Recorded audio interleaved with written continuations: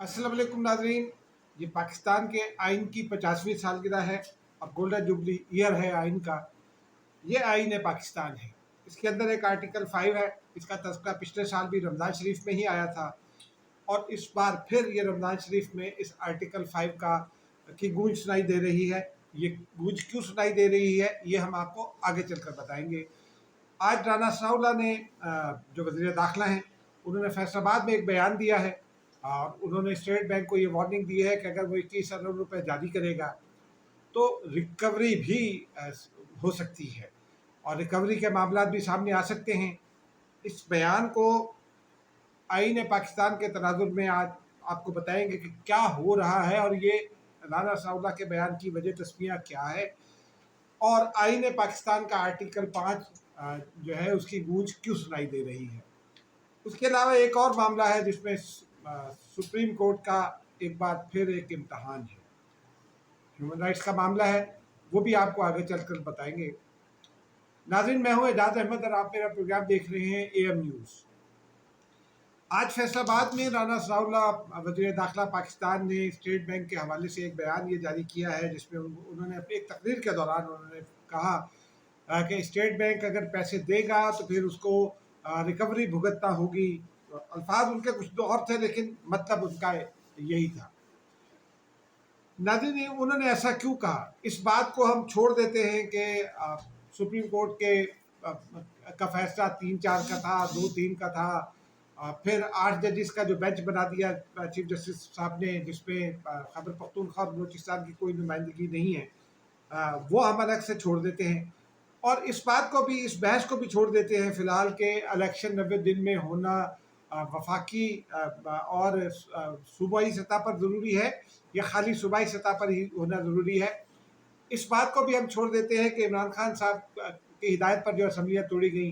क्या उस तरह से असम्बलियाँ तोड़ी जा सकती हैं, ये हम किसी अगली नशिस्त में आपसे बात करेंगे। आज सिर्फ इसी पर महदूद रहते हैं, राना सनाउल्लाह साहब का बयान और article 5।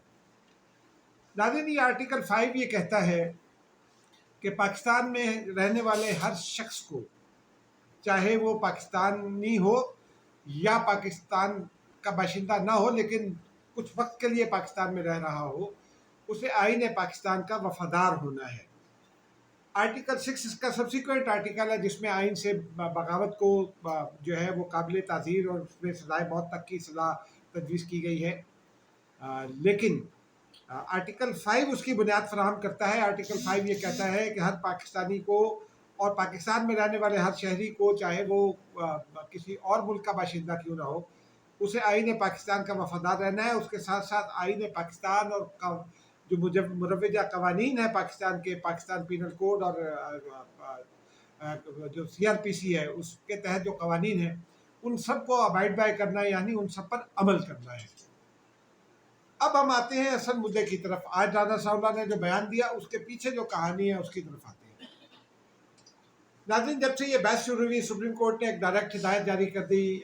State bank of Pakistan को। मैंने माहिरीन से बात की, वो क्या कहते हैं, क्या स्टेट बैंक को ये हिदायत आइनी तौर पर जारी की जा सकती है डायरेक्ट या नहीं जारी की जा सकती,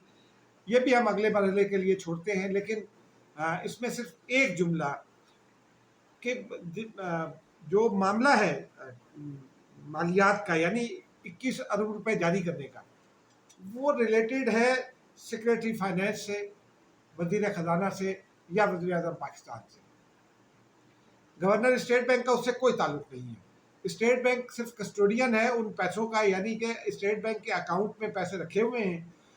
और वो पैसे, जैसे आपका मेरा अकाउंट किसी भी बैंक में होता है और हम जिस वक्त चाहें वो पैसे निकलवा लें। मैनेजर जो है बैंक का या इवन के बैंक का प्रेसिडेंट भी मेरे और आपके पैसों को हाथ नहीं लगा सकता है। यही इसमें सिचुएशन है। अब इसमें इसकी आईनी पोजीशन ये है कि आर्टिकल 160 के तहत पाकिस्तान सदर मुमलिकत नेशनल फाइनेंस कमीशन तश्कील देते हैं। वो नेशनल फाइनेंस कमीशन तश्कील दिया जाता है वज़ीर आज़म की एडवाइस पर और फिर सूबाई चीफ मिनिस्टर्स की एडवाइस पर, चीफ मिनिस्टर्स ना हो तो गवर्नर्स की एडवाइस पर, जिसमें सूबाई मेंबर नामजद किए जाते हैं। इस वक्त तकरीबन वो आप यूँ समझें कि नेशनल फाइनेंस कमीशन मौजूद नहीं है क्योंकि उसकी मुद्दत पूरी हो चुकी है और अभी नए मेंबरान उसके तैनात नहीं हुए। وزیر خزانہ اس کی سربراہی کرتے ہیں۔ یہ نیشنل فائنانس کمیشن ذمہ دار ہوتا ہے وسائل کو جمع کرنے کا اور وسائل کی تقسیم کا۔ آرٹیکل 164 کے تحت جو معاف کیجیے گا آرٹیکل 160 کے تحت جو وسائل جمع ہوتے ہیں وہ سب رولز جو ہیں ان کے تحت 57% حصہ ان کا صوبوں کو چلا جاتا ہے ڈائریکٹ، اور 43% حصہ وفاق کو ملتا ہے، جس میں وفاق کو دفاع، خارجہ اور سرکاری ملازمین کی تنخواہیں، ریلوے کے اخراجات، بلا بلا بہت سارے کام کرنے ہوتے ہیں، اور پھر صدر اور وزیر اعظم کے جو ڈسکریشنری اخراجات ہوتے ہیں جو ان کے ڈسپوزل پر پیسہ رکھنا ہوتا ہے وہ ہوتا ہے۔ اور اس کے علاوہ ایک فیڈرل کنسالیڈیٹڈ فنڈ ہوتا ہے جس میں الیکشن کے لیے پیسے رکھے جاتے ہیں، عدالتوں کے لیے پیسے رکھے جاتے ہیں، وفاقی عدالت کے لیے، الیکشن کمیشن کے لیے پیسے رکھے جاتے ہیں الیکشن کرانے کے لیے۔ اب یہ بجٹڈ اماؤنٹ ہوتا ہے، باقی جو 43% ہے جو وفاقی بجٹ آتا ہے وہ اسی 43% پر ہی محیط ہوتا ہے، اور اس میں تمام اکاؤنٹ جو ہے رقوم بجٹ کر دی جاتی ہے، یعنی بجٹ میں مختص کر دی جاتی ہے، ریلوے کا اتنا، ڈیفنس میں اتنا، فلاں کا اتنا، فلاں کا اتنا، لیکن فیڈرل کنسالیڈیٹڈ فنڈ نہیں جو ہے نا اس میں بھی بتا دیا جاتا ہے اس کا اخراجات جو ہے وہ آئین کا آرٹیکل 164 یہ کہتا ہے کہ فیڈرل کنسالیڈیٹڈ فنڈ جو ہے وہ وفاقی حکومت کی ذمہ داری ہے، اور وفاقی حکومت اس میں سے جو پیسہ نکال کر ایک ہیڈ سے کسی دوسرے ہیڈ میں ڈالنا چاہے تو اسے قومی اسمبلی کی منظوری ضرورت ہوتی ہے تھرو منی بل۔ اب قومی اسمبلی نے تھرو منی بل جو ہے وہ پچھلے دنوں منی بل پیش کیا، پھر اسے سینٹ کو بھیجا گیا، جو منی بل کا طریقہ ہے سینٹ کی سفارشات آ گئی، سینٹ کمیٹی نے اپنی سفارشات میں منی بل مسترد کر دیا حکومت کا، اور یہ کہا کہ پیسے نہیں دیے جا سکتے اس وقت الیکشن کے لیے۔ اس کے بعد قومی اسمبلی کی فائنانس کمیٹی میں یہ بل گیا، قومی اسمبلی کی فائنانس کمیٹی نے بھی اس کو مسترد کر دیا، اور اس کے بعد پھر قومی اسمبلی کی فائنانس کمیٹی سے مسترد ہونے کے بعد قومی اسمبلی نے بھی اسے مسترد کر دیا۔ اب آئینی پوزیشن یہ ہے کہ آرٹیکل 5 کے تحت تمام شخصیات اور ادارے بشمول گورنر اسٹیٹ بینک، یہ تمام لوگ پابند ہیں اس بات کے کہ قومی اسمبلی نے جو فیصلہ کر دیا اس کے مطابق چلیں۔ اب گورنر اسٹیٹ بینک، صدر مملکت یا وزیر اعظم پاکستان یا وزیر خزانہ یا سیکریٹری خزانہ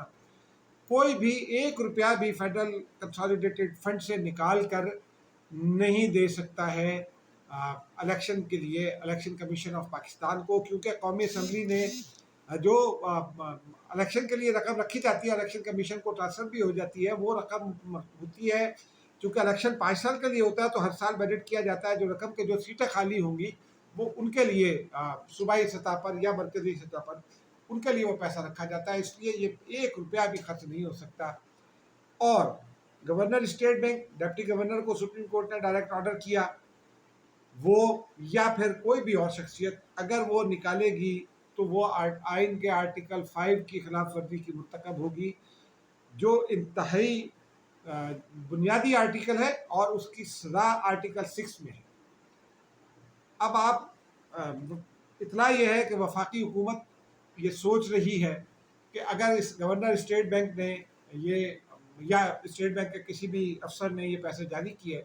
تو پھر کیا کرنا ہے۔ ایک پلان یہ سامنے آیا ہے کہ آرٹیکل 5 لگایا جائے گا اور پھر اس کے مطابق کارروائی کی جائے گی۔ ایک معاملہ اور بھی ہے، یہ جو فیڈرل کنسالیڈیٹڈ فنڈ ہوتا ہے اس سمیت جتنے بھی حکومتی اخراجات ہوتے ہیں وفاقی سطح پر، وہ ان اخراجات کا اگر وہ غیر مناسب کیے گئے ہوں، ان اپروپریٹ ہوں، تو پھر اپروپریشن کے لیے ایک آڈٹ پیرا بنتا ہے۔ وہ آڈٹ پیرا جو ہے وہ قومی اسمبلی کی پبلک اکاؤنٹس کمیٹی میں، جو پارلیمنٹ کی پبلک اکاؤنٹس کمیٹی ہے، وہ اس میں جاتا ہے، وہاں اس کو اپروپریٹ کیا جاتا ہے، سیٹل کیا جاتا ہے، یا پھر ریمانڈ بیک کیا جاتا ہے اور سزا تجویز کی جاتی ہے۔ اس کیس میں چونکہ قومی اسمبلی منع کر چکی ہے، پبلک اکاؤنٹس کمیٹی پارلیمنٹ کی پبلک اکاؤنٹس کمیٹی ہے، وہ قومی اسمبلی کے قواعد سے باہر نہیں جا سکتی، آئین سے باہر نہیں جا سکتی۔ تو ہو سکتا ہے اگر وفاقی حکومت اپنا پلان اے پر عمل نہ کرے آرٹیکل 5 لگانے کے، لیکن پلان بی پر عمل کر کے وہ معاملہ پبلک اکاؤنٹس کمیٹی کو ریفر کر دیا جائے، اور پبلک اکاؤنٹس کمیٹی کے پاس پھر 2 صورتیں رہ جاتی ہیں، ایک ہے تحریک استحقاق، اور وہ تحریک استحقاق بھی اگر آ گئی تو اس پر بھی اس صورت میں آرٹیکل 5 لگانا پڑے گا۔ تو آرٹیکل 5 کی گونج اس لیے ہے کہ اسٹیٹ بینک کہ کسی بھی افسر نے، ڈپٹی گورنر نے یا کسی بھی عہدیدار نے اگر پیسے جاری کیے تو اسے آرٹیکل 5 کا سامنا کرنا پڑے گا، اور پھر اس کے آگے کچھ اور باتیں بھی ہیں جو ہم آپ کو کل بتائیں گے۔ ناظرین، اب دوسری خبر کی جانب آتے ہیں۔ اسلام آباد میں خاتون تھی نور مقدم، شوکت مقدم ایک سفیر تھے، ان کی ان کی بیٹی تھی، ان کو قتل کر دیا تھا ان کے ایک دوست نے، وہ ظاہر جعفر۔ اب اس کا مقدمہ چلا، پہلے سیشن کورٹ پہ چلا، اس کے بعد ہائی کورٹ پہ اس کی اپیل گئی، اور دونوں جگہ سیشن کورٹ نے انہیں سزائے موت سنائی، ان کے والدین کے لیے بھی کچھ سزا تجویز کی، والدہ کو ایگزونریٹ کر دیا، لیکن وہی سزا برقرار رکھی ہائی کورٹ نے۔ آج اس نے سپریم کورٹ میں اپیل دائر کر دی ہے۔ اب سپریم کورٹ میں 55,000 سے زیادہ کیسز پینڈنگ ہیں۔ ہمارے ہاں عدالتوں میں روزانہ اسی قسم کے کیسز جو ہیں وہ چونکہ فوری نوعیت کے ہوتے ہیں تو عدالت کو سننا بھی پڑتے ہیں، اور وہ پیچھے بیک لاگ چلا جاتا ہے۔ اب سپریم کورٹ کا یہ امتحان ہے کہ وہ نور مقدم قتل کیس کا فیصلہ کتنی جلدی کرتی ہے، ججز اس کی سماعت کیسے کرتے ہیں، کتنی تیزی سے کرتے ہیں، بینچ کب بنتا ہے، اور نور مقدم کے قتل میں جو ملوث ملزم ہے ظاہر جعفر، ان کو سزا ملتی ہے کہ نہیں، کیونکہ جب یہ سزا سپریم کورٹ سے اپیل اگر جب فائنل ہو جائے گی، اگر تو اپیل مسترد ہو جاتی ہے تو وہ ظاہر جعفر صدر مملکت کے پاس رحم کی اپیل کر سکتے ہیں جو ملزم ہیں، لیکن اگر اپیل خارج ہو جاتی ہے تو نظر ثانی کی اپیل سپریم کورٹ میں دائر کر سکتا ہے اس فیصلے کے خلاف لارجر بینچ میں، اور حکومت اگر معاف کیجیے گا اگر اس کی اپیل ایکسیپٹ ہو جاتی ہے تو پھر حکومت اپیل کر سکتی ہے، یا نور مقدم کے والد جو ہیں شوکت مقدم وہ اپیل کر سکتے ہیں۔ اب دیکھنا یہ ہے کہ بال سپریم کورٹ کے کورٹ پہ ہے، کتنی جلدی یہ معاملہ طے پاتا ہے۔ ناظرین، ملتے ہیں ایک اور وقفے کے بعد، اگلی ویڈیو میں ملیں گے، اس وقت تک کے لیے خدا حافظ۔